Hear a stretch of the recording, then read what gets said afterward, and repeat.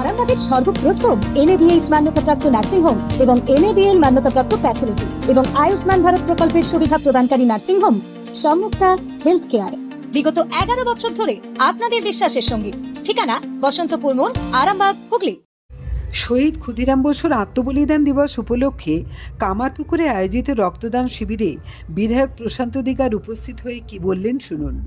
1908 সালের 11ই আগস্ট দেশের স্বাধীনতার জন্য হাসি মুখে ফাঁসির মঞ্চে আত্মবলিদান দিয়েছিলেন যে সমস্ত তরুণ বিপ্লবী, তাদের মধ্যে ক্ষুদিরাম বসু অন্যতম। তার আত্মত্যাগকে স্মরণ করে দিকে দিকে রক্তদান শিবির সহ অন্যান্য সেবা কার্য চলছে। কামারপুকুরের ক্ষুদিরাম কিশোর সংঘ বাদ নেই। কামারপুকুরের ক্ষুদিরাম কিশোর সংঘ তারা এবার দ্বিতীয় বর্ষব্যাপী রক্তদান শিবিরের আয়োজন করেছিলেন। কারণ বিভিন্ন হাসপাতালে রক্তের তীব্র সংকট, ফলে বিপদে পড়ছেন বহু রোগী এবং তাদের পরিবাররা। জরুরি প্রয়োজনে রক্তের জন্য হাহাকার হতে হচ্ছে। এমন অবস্থায় রক্তের যোগান দিতেই এই উদ্যোগকে বিশেষ তাৎপর্যপূর্ণ বলে মনে করেছেন শুধু উদ্যোক্তারা নন, স্বয়ং বিধায়ক প্রশান্ত দিগারও। তিনি সাধুবাদ জানিয়েছেন এই উদ্যোগকে। এবারে মোট 100 জন রক্তদাতা স্বেচ্ছায় রক্তদান করেন। গোঘাটে এই অনুষ্ঠানে বিধায়ক প্রশান্ত দিগার প্রদীপ প্রজ্বলনের মাধ্যমে বিপ্লবী ক্ষুদিরাম বসুকে শ্রদ্ধার সঙ্গে স্মরণ করে রক্তদান শিবিরের উদ্বোধন করেন। রক্তদাতাদের উৎসাহিত করতে তার হাতে ভারতের তেরঙ্গা জাতীয় পতাকা তুলে দেন তাদের হাতে বিধায়ক। পাশাপাশি বিশ্ব উষ্ণায়নের বিরুদ্ধে সচেতনতা গড়ে তুলতে রক্তদাতাদের হাতে তুলে দেওয়া হয় গাছের চারাও। দেখুন বিস্তারিত। আমরা তুলে দিচ্ছি এবং সেই সঙ্গে বিশ্ব উষ্ণায়নের কথা মাথায় রেখে আমরা ক্ষুদিরাম বসুর স্মরণে একটি বৃক্ষ আমরা রোপণ করব। বৃক্ষরোপণ করবেন আমাদের সম্মানীয় অতিথি গোঘাট বিধানসভার বিধায়ক প্রশান্ত দিগার মহাশয়। এই মুহূর্তে ক্ষুদিরাম বসুর স্মরণে বৃক্ষরোপণ করছেন।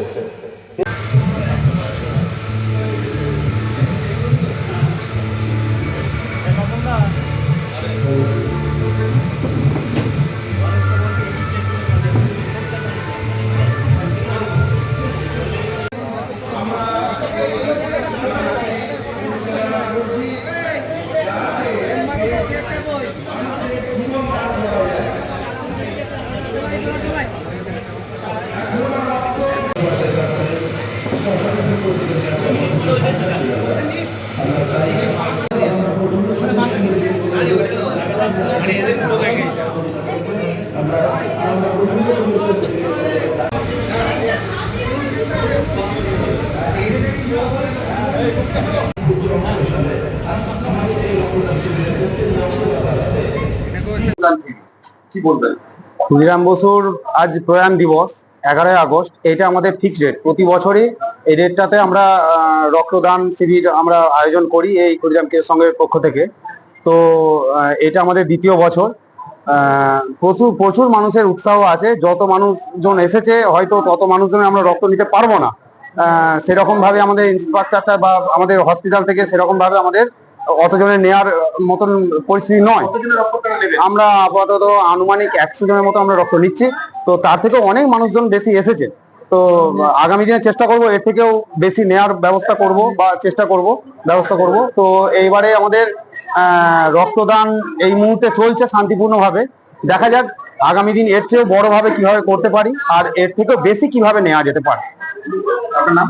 আমার নাম শোভন কুণ্ডু, আমি এই ক্লাবেরই সদস্য। ক্ষুদিরাম বসুর প্রয়াণ দিবস, তারই রক্তদান শিবির কেন? তার কারণটা হচ্ছে আমাদের ক্লাবের নাম হচ্ছে ক্ষুদিরাম কিশোর সংঘ।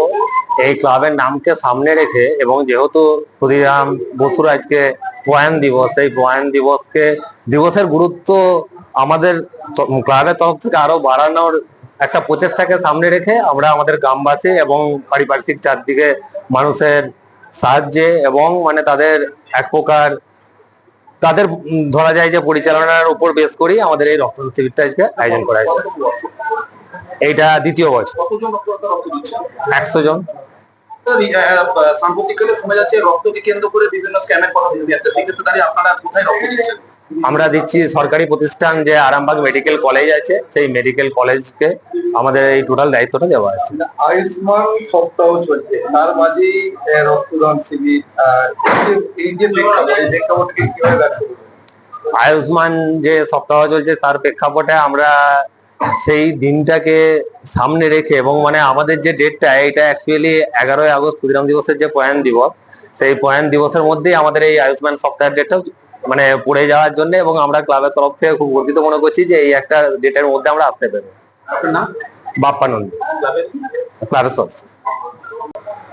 মানে দেখুন, ক্ষুদিরাম বসু ভারতের প্রথম শহীদ এবং এত অল্প বয়সে শহীদ হয়েছেন, উনি আমাদের যুব সমাজের কাছে একটা প্রেরণা হয়ে রয়ে গেছে। এইখান থেকে বেশি দূর নয়, এখান থেকে মাত্র 50-55 কিলোমিটার দূরে ক্ষুদিরাম বসুর জন্মস্থান মেদিনীপুরে, পশ্চিম মেদিনীপুরে পড়ে, কেশপুর থানার অন্তর্গত একটি একেবারে প্রত্যন্ত গ্রামে ওনার জন্ম। উনি যে দর্শন নিয়ে আগিয়েছিলেন এবং যে অল্প বয়সে যে মানসিকতার জায়গা থেকে এই ভারতের পরাধীন ভারতের বন্ধন থেকে উনি মুক্ত করার জন্য যে ভূমিকা নিয়েছিলেন, আমাদের ছাত্র যুবকদের কাছে একটা অনুপ্রেরণা হয়ে বছরের পর বছর, যুগের পর যুগ, শতকের পর শতক উনি অনুপ্রেরণা হয়েই রয়ে যাবেন। আর ওনার স্মৃতিকে স্মরণ করতে আজকে ওনার তিরোধান দিবসে এই কামারপুকুর ওনার নামাঙ্কিত যে সংঘ বা ক্লাব, কামারপুকুর ক্ষুদিরাম কিশোর সংঘ, অত্যন্ত একটা ভালো উদ্যোগ নিয়েছেন। সেই উদ্যোগের পার্ট হিসেবে একটা মহতী সেবামূলক কর্মসূচি ওনারা নিজেদেরকে অংশগ্রহণ করিয়েছেন। সেটা হচ্ছে একটি রক্তদান শিবির। এই রক্তদান একটা মহামূল্যবান দান। যারা আজকে রক্ত দিচ্ছেন, আমি তাদের উদ্দেশ্যে কিছুক্ষণ আগে বললাম যে বছরে অন্তত 2টি বার অন্তত রক্ত দিবেন, তাতে আপনি ভালো থাকবেন, আর একটি পরিবার ভালো থাকবে, একটি মানুষ আপনার রক্তের বিনিময়ে সে পুনর্জীবন পাবে।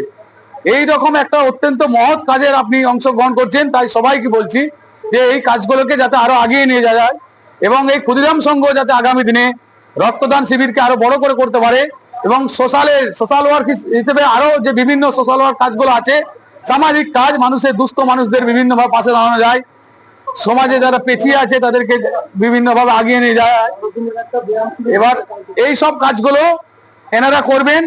আগামী দিনে বিভিন্ন এডুকেশন সিস্টেমে যারা বঞ্চিত আছে, স্টুডেন্টরা অনেক কিছু দিক থেকে আর্থিক প্রতিবন্ধকতার কারণে পেছিয়ে থাকে, এই ধরনের ক্লাবগুলো অনেক সময় অগ্রণী ভূমিকা পালন করে। এই ক্ষুদিরাম কিশোর সংঘ 12 দিনের একটা ব্যায়ামের শিবির করছেন, অত্যন্ত ভালো খবর। আমি সাধুবাদ জানাচ্ছি যে ওনারা যে উদ্যোগ নিয়েছেন এবং আগামী দিনে এনাদের উদ্যোগের আমি শরিক হতে চাই। আগামী দিনে আমাকে আগের থেকে বললে আমি নিজেও আন্তরিকতার সাথে এই প্রোগ্রামে অংশগ্রহণ করব এবং আমার তো এলাকার বিধায়ক হিসেবে আমার তরফ থেকে যতটুকু সহযোগিতা করার সেটা আমি করব। সর্বোপরি এই কামারপুকুরের মতন জায়গা যেখানে সেবা একটা কি বলবো পরম্পরা, যে সেবা আমাদের একটা মানে অন্তরে গাঁথা আছে, সেই ঠাকুর রামকৃষ্ণদেব, সেই স্বামী বিবেকানন্দ, তাদের শিকড় এখানে আছে। তাই এখানকার জাতীয় পতাকা, হ্যাঁ, সেই সাথে সাথে একটা মানে বিরাট উদ্যোগ। আমরা এই বাঙালি সমাজকে গুলিয়ে দিয়েছিলাম। আমাদের ইতিহাসকে, প্রকৃত ইতিহাসকে আমাদেরকে পড়ানো হয়নি। ভারতবর্ষের ভারতীয় যে ইতিহাস আমরা আজকে পড়ি, এই ইতিহাসের আমূল পরিবর্তন প্রয়োজন আছে। সত্য ইতিহাস যাতে উদ্ঘাটন হয় সেটা বলবো। কোনো এক জায়গায় আমাদের খানাকুলের বিধায়ক সাহেব আক্ষেপ করছিলেন যে ভারতের নবজাগরণের যিনি প্রতীক, যিনি মহান মহাপুরুষ, সেই রাজা রামমোহন রায়ের কথা উনি তুলে ধরছিলেন কলকাতার একটি মঞ্চে। ওনার আক্ষেপ ছিল যে রাজা রামমোহন রায়ের ইতিহাস কতটুকু পড়ানো হয়, অথচ যারা আমার ভারতবর্ষকে লুটে নিয়েছে, যারা ভারতবর্ষকে শোষণ করেছে, ভারতবর্ষের সংস্কৃতি, ভারতবর্ষের কুস্তি কালচার, ভারতের অর্থনীতিকে নষ্ট করেছে, ভারতবর্ষের বিশ্বাসে আঘাত এনেছে, সেই মোগল পাঠানদের ইতিহাস আমরা পড়তে পড়তে ক্লান্ত হয়ে যাচ্ছি।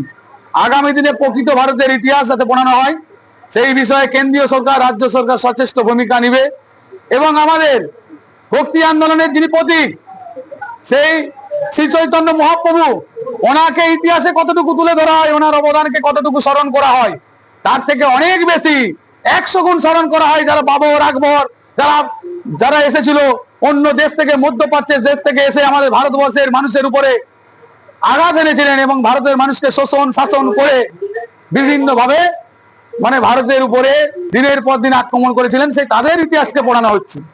এইসব বিষয়গুলো আছে। আজকে অত্যন্ত সাধুবাদ দেবো যে এই ক্লাবকে, যে 15ই আগস্ট আমরা যে পরাধীনতার শিকল থেকে মুক্ত হয়েছিলাম, সেই জাতীয় পতাকা, আমাদের তিরঙ্গা পতাকা, সেই পতাকা আজকে প্রত্যেকটি রক্তদাতার হাতে তুলে দিচ্ছেন।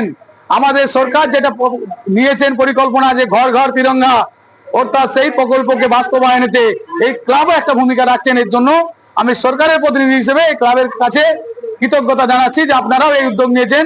শুধু আমরা নয়, ক্লাব নিয়েছেন, স্কুল নিয়েছেন, বিভিন্ন সামাজিক সংগঠনগুলো নিয়েছেন। পশ্চিমবাংলা যে আবার পুনরায় জাগরণের কাজ শুরু হয়েছে, বাংলা যে আমি আশাবাদী বাংলা পুনরায় পূর্বের গৌরব ফিরে পাবে এবং আমরাই একমাত্র সোনার বাংলা করব। সকল মানুষকে নিয়ে, সমাজের সমস্ত মানুষকে নিয়ে, সমাজকে নিয়ে আমরা এই স্বপ্ন সফল করব। সরকারি কর্মসূচি হার ঘাট তিরঙ্গা, তার কি বাস্তবায়নের পূর্ণতা আজ এখানে মনে হয় না? হ্যাঁ, একদম। আমরা যেটা পরিকল্পনা করেছি সেটা এনারা সফল করছেন, সেই পরিকল্পনাটা বাস্তবায়ন করছেন। এটাই তো মানে একটা পরিকল্পনাকে বাস্তব রূপ দেওয়ার ক্ষেত্রে মানে আসল উদ্দেশ্য ওনারা আজকে সফল করছেন। এটাই হচ্ছে সরকারের উদ্দেশ্য, সফল হওয়ার একটা পার্ট। জ্যোতিষ জগতে অদ্বিতীয় ডক্টর অঞ্জন শাস্ত্রী, আপনার উজ্জ্বল ভবিষ্যতের একমাত্র দিশারি। Call for booking 7477886099 or log in www.anjanshastri.com। Download করুন আমাদের exclusive mobile app astro Anjan. বিশ্বাস শুধু একটা শব্দ নয়, এটা একটা পরিবারের নিশ্চিন্ততার নাম। আপনার দুশ্চিন্তা আমাদের চিন্তার কারণ, তাই ভরসা রাখুন সম্মুক্তা হেলথ কেয়ারে। এবার আরামবাগে 24 ঘন্টা অত্যাধুনিক কার্ডিয়াক ক্যাথল্যাব।